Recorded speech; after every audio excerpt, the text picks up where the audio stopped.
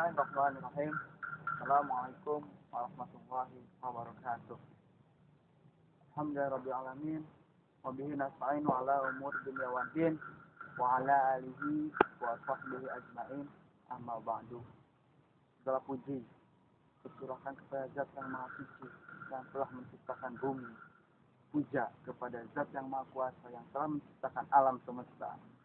Syukur kepada Zat yang Maha Ghafur yang akan membangunkan kita di alam kubur. Salawat serta salam akan kepada baginda alam umat Islam, Habibana wa Nabiyana Muhammad Sallallahu alaihi.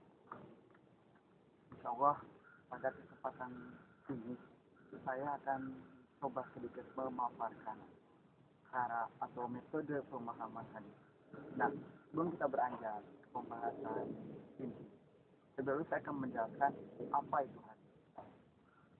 Sebagian ulama hadis mengatakan bahwasanya ma'udifa ila Nabi sallallahu alaihi wasallam min qaulin au fi'lin au hadis.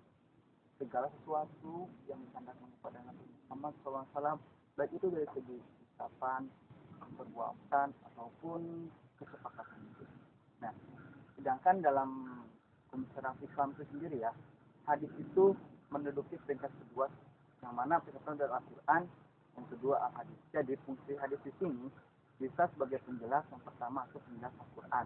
Di samping hadis itu menjadi pegangan bagi orang-orang yang mungkin ahli da'i atau orang yang menunjukkan Islam, ini hadis bisa dijadikan pegangan.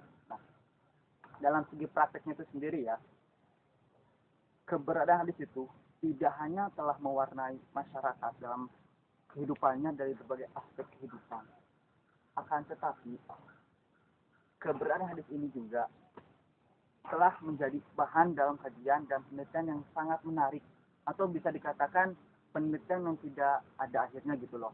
Nah, terutama dalam permasalahan pendekatan ataupun metode pemahaman hadis dan aplikasinya dalam kehidupan sehari-hari.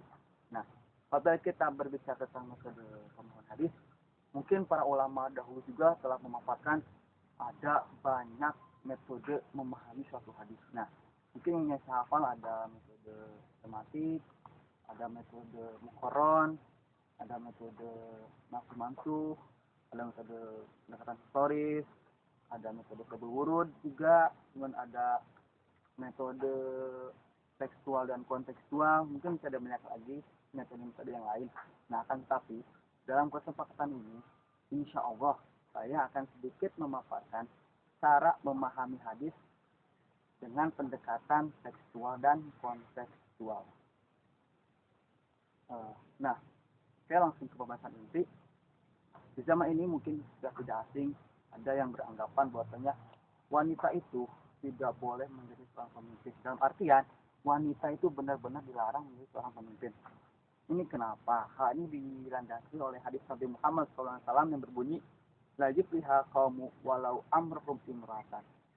Suatu kaum tidak akan baik apabila mengangkat seorang perempuan menjadi pemimpin dan menyerahkan urusan-urusan mereka kepada pemimpin tersebut. Nah, dari pemaparan hadis ini, apabila kita memahami hadis ini ya secara tekstual, mungkin tekstual itu bisa dibilang pemahaman hadis berdasarkan teksnya, dalam artian teks yang tertulis dalam hadis itu sendiri. Jadi kita memahaminya berdasarkan teks tulisan hadis itu sendiri loh. Nah, hadis yang tadi apabila kita pahami secara tekstual itu, maka kita dapat menyimpulkan bahwasanya wanita itu tidak boleh jadi pemimpin loh. Dengan alasan hadis tadi, apabila satu kaum, satu negara dia mengatakan wanita jadi pemimpin, itu akan hancur. Nah, itu secara tekstual.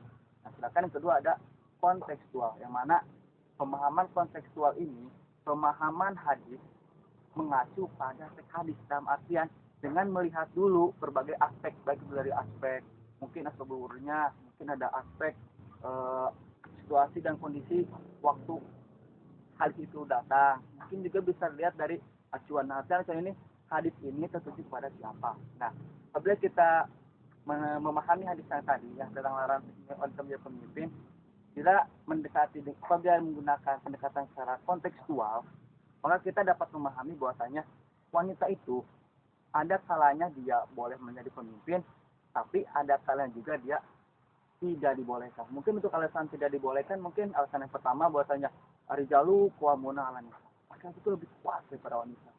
mungkin karena wanita itu juga kondisi fisik sudah lemah, itu mungkin jadi alasan orang-orang yang mengatakan bahwasanya wanita itu tidak boleh jadi pemimpin. Sedangkan ada pula posisi di mana wanita itu boleh jadi pemimpin.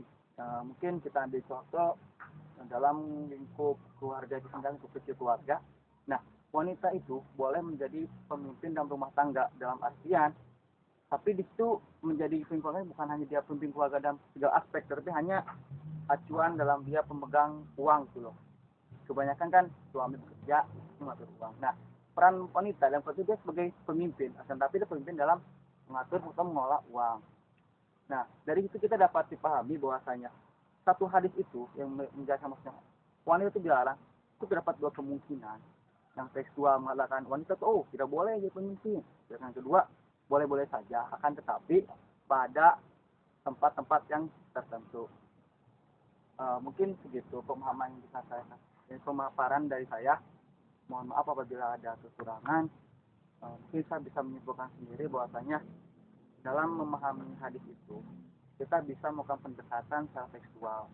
Tekstual itu jadi mengacu pada teks hadis tersebut yang mengatakan bahwasanya wanita itu jarang bisa pemimpin. Yang kedua ada kontekstual, berarti kita mengacu dan yang betul keburutnya acuan sebelah siapa. Nah, di hadis tadi kita dapat menyimpulkan bahwa wanita dilarang jadi pemimpin apabila menjadi pemimpin negara. Mungkin untuk wanita boleh jadi pemimpin, akan tetapi pada tempat-tempat yang ditentukan. Assalamualaikum warahmatullahi wabarakatuh.